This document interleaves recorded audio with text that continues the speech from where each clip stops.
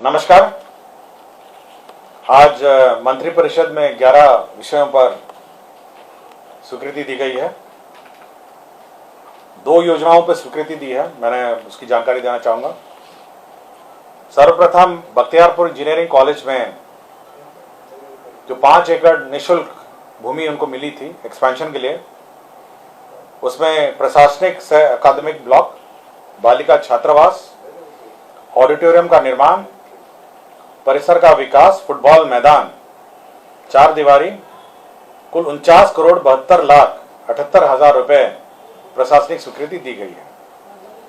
तो ये 7 निश्चय की योजना है और जो वर्तमान में आपको पता होगा कि संचालित है अभी भी बख्तियारपुर में इंजीनियरिंग कॉलेज, उसमें अतिरिक्त जो स्टूडेंट्स हैं उनके लिए अकादमिक ब्लॉक, बालिका छात्रावास, ऑडिटोरियम निर्माण, परिसर विकास, फुटबॉल मैदान और 4 दीवारी की स्वीकृति दी है। तो ये एक योजना जिसकी स्वीकृति दी गई है। दूसरी योजना जो स्वीकृति दी गई है वह आपको जानकारी होगा कि दरभंगा में राज्य सरकार ने एम्स के लिए, all Indian institute of medical sciences के लिए भूमि बहादुरपुर अंचल में एकमी शोभन बाईपास सड़क में विभिन्न खेसरा में 189.17 एकड़ में भूखंड में आवश्यकता अनुसार मिट्टी भराई का सैंक्शन किया। मिट्टी भराई और उसका बाउंड्री और उसका आधारभूत संरचना, इसके लिए 3 अरब 9 करोड़ 29 लाख 59 हजार रुपए की प्रशासनिक स्वीकृति दी है। यह जो जमीन है वो सड़क से थोड़ी नीची है, जिस कारण से इसको मिट्टी भराई और बाउंड्री वॉल इसको करेंगे। तत्पश्चात यहाँ पर all Indian institute of medical sciences Darbhanga जो प्रस्तावित है उसका निर्माण किया जाएगा। ये कुल एकड़ आपका है 189.17 एकड़ है।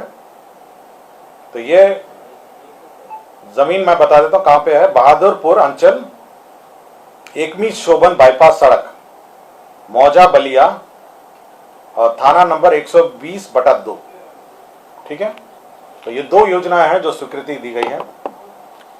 इसके अतिरिक्त राज्य सरकार ने दानवीर भामाशाह की जयंती जो 29 अप्रैल को होगी, 29 अप्रैल को पुनईचक पार्क में उनके प्रतिमा स्थल पर राजकीय समारोह के रूप में मनाए जाने का निर्णय लिया है। तो राजकीय समारोह के रूप में मनाया जाएगा 29 अप्रैल को भामाशाह की जयंती। बिहार में एक नया संवर्ग, प्रोटोकॉल ऑफिसर्स का संवर्ग क्रिएट किया गया है। ये प्रोटोकॉल ड्यूटी में पटना एयरपोर्ट, दिल्ली एयरपोर्ट और गया एयरपोर्ट पर रहेंगे। कुल 15 पदाधिकारी होंगे, जिसमें प्रोटोकॉल मैनेजर के रूप में 1 रहेंगे, सीनियर प्रोटोकॉल ऑफिसर के रूप में 4 रहेंगे और प्रोटोकॉल ऑफिसर के रूप में 10 रहेंगे। तो ये सभी डेपुटेशन के आधार पर हैं।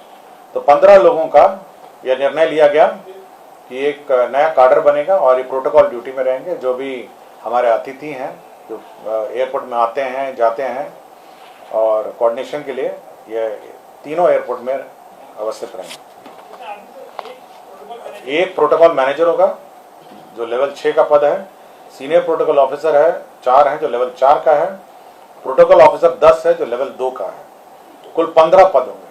तो 15 छोटा सा ही काडर है और 3 ही एयरपोर्ट इनको संभालना है। पटना एयरपोर्ट है, दिल्ली एयरपोर्ट है और गया एयरपोर्ट है। तो बहुत सारे हमारे गेस्ट आते हैं जिनको समस्या रहती है। ये परमानेंट काडर रहेगा। इनका ट्रेनिंग प्रशिक्षण प्रोटोकॉल में होगा और ये जो हमारे अतिथि हैं उनको रिसीव करेंगे और उनको डिपार्चर के लिए सहयोग करेंगे। काडर का नाम क्या होगा सर? प्रोटोकॉल काडर का नाम क्या होगा? इसका काडर का नाम मैं बता, बिहार प्रोटोकॉल संवर्ग भर्ती एवं सेवा शर्त नियमावली 2023 ये है। और protocol manager, senior protocol officer and protocol officer. Zamindari bonds को जो इशू हुए थे, जो निर्गत हुए थे 1972 और 1974 के बीच में जमींदारी बॉन्ड 40 वर्षों के लिए निर्गत किए गए थे। इसमें बंद पत्र के बॉन्ड के रूप में 50 रुपए का बॉन्ड थे, 100 रुपए के बॉन्ड थे, 200 रुपए के बॉन्ड थे, 500 रुपए के बॉन्ड थे, 1000 रुपए के बॉन्ड थे, 5000 और 10,000 रुपए के बॉन्ड थे। तो ये विभिन्न बॉन्ड जो जमींदारी अनुमोलन हुआ तो सभी जो भूधारी थे उनको बॉन्ड निर्गत किए थे राज्य सरकार ने। और ये RBI, reserve bank of India, ये बॉन्ड रखती थी और मेंटेन करती थी और पेमेंट भी वहीं से होता था। हाल के दिनों में वर्षों में देखा गया कि कोई बॉन्ड का क्लेमेंट नहीं आया, जो बचे हुए बॉन्ड है, और इस बॉन्ड को मेंटेन करने के लिए सरकार को 46 लाख रुपए सालाना आरबीआई को देना भी पड़ता है। अब यह निर्णय लिया गया कि सरकार इस बॉन्ड सभी को आरबीआई से लेकर अपने स्ट्रांग रूम में रखेगी और अपने स्ट्रांग रूम में जब जब किसी को बॉन्ड अपना प्रस्तुत करके भुगतान चाहेगी तो सरकार उसका भुगतान कर देगी। तो आरबीआई के स्थान पर राज्य सरकार बॉन्ड होंगे सर? इसमें 4,63,152 4,63,152 कुल बंद बताया। ठीक है। मोटर वाहन संशोधन अधिनियम 1988, आपको पता होगा कि जो में संशोधन और बिहार मोटर गाड़ी नियमावली 1992 और इसमें आवश्यक संशोधन 1988 धारा 165 पठित धारा 176, इसकी नियमावली जो 2023 है उसका नया नियमावली बनाया गया है। इसमें पहले आपको जानकारी होगा कि बीच में हम लोगों ने एक ट्रिब्यूनल बनाया था और राज्य सरकार पहले भुगतान करती थी और उसके बाद इंश्योरेंस कंपनी से क्लेम करती थी। माननीय सर्वोच्च न्यायालय ने प्रक्रिया निर्धारित कर दी है और भारत सरकार ने भी प्रक्रिया निर्धारित कर दी है कि ट्रिब्यूनल के माध्यम से ही जो डेथ और अन्य क्लेम्स हैं, इंजरी क्लेम्स हैं, वो भुगतान होंगे।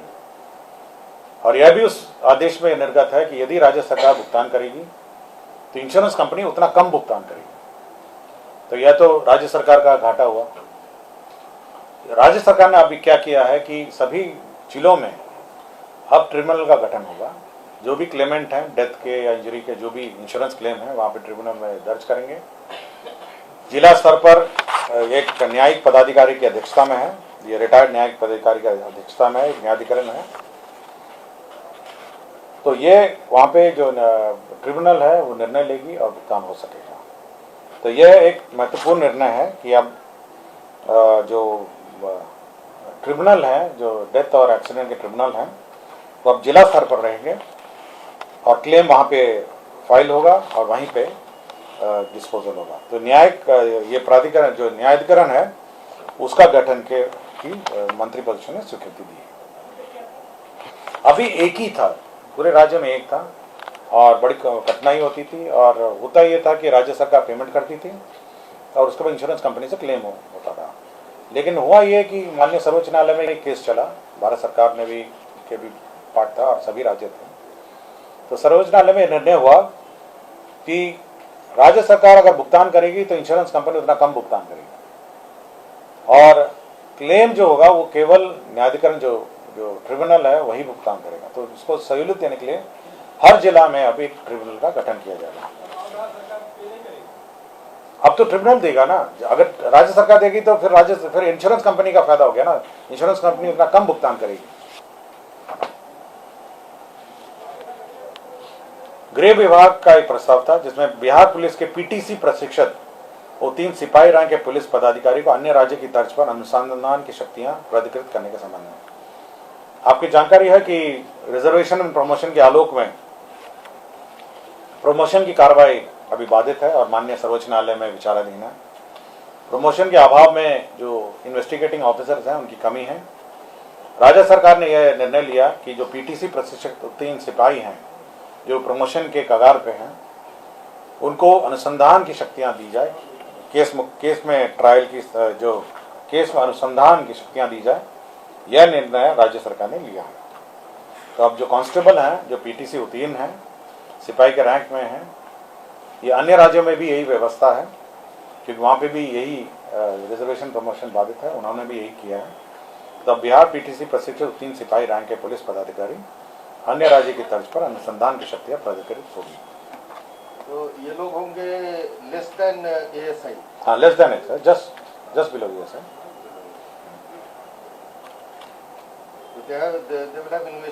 Investigating power. विज्ञान एवं प्रौद्योगिकी विभाग का एक प्रस्ताव था जिसमें तकनीकी शिक्षा गुणवत्ता उन्नयन कार्यक्रम 3य चरण के अंतर्गत। सर 1 सेकंड सर, इसमें कितने होंगे, कुछ आइडिया है सर अभी तक पीटीसी वाले ऑल ओवर मतलब बिहार में जिनको कि they will get investigative right मतलब पावर? इसमें वर्तमान में राज्य पुलिस में 2832 सिपाही हैं जो पीटीसी प्रशिक्षित हैं, 2822।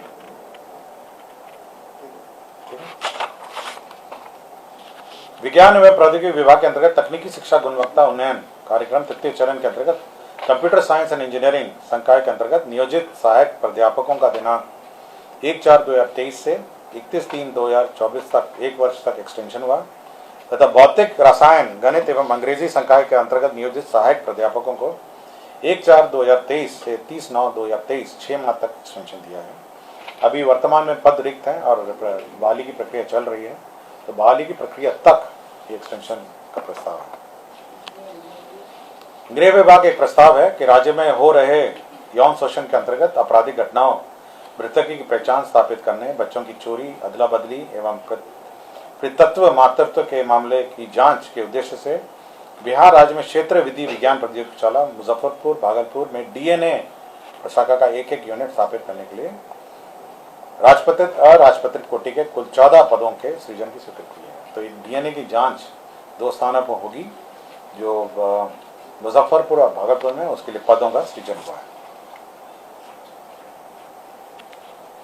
सामान्य प्रशासन विभाग का एक प्रस्ताव था। श्री अशोक कुमार 2 तत्कालीन सब्जेक्ट एसीजीएम मधुबनी, जो वर्तमान में निलंबित हैं, मुख्यालय मधेपुरा है, उनको गंभीर कदाचार के आरोप में सेवा से बर्खास्त किया गया है।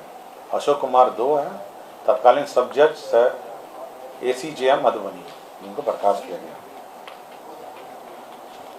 विज्ञान एवं प्रौद्योगिकी विभाग, आपको याद होगा कि विज्ञान एवं प्रौद्योगिकी विभाग के प्रस्ताव है जिसमें बिहार अभियंत्रण विश्वविद्यालय अधिनियम 2021 को नोटिफाई किया गया है। अब उसी के अंतर्गत जो स्टैट्यूट्स जो हैं उसका नोटिफिकेशन अब कैबिनेट से अप्रूव हुआ है।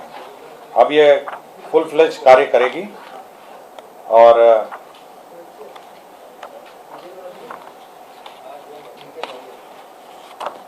बिहार अभियंत्रण विश्वविद्यालय अधिनियम 2021 की धारा 29 की उपधारा 1 के अंतर्गत विश्वविद्यालय का परिनियम, जिसको स्टैट्यूट्स कहते हैं, वो नोटिफाई करने के लिए मंत्रिपरिषद में, तो यही एजेंडा है जो आज ये तो पढ़ दिया मैंने सबसे पहले। धन्यवाद।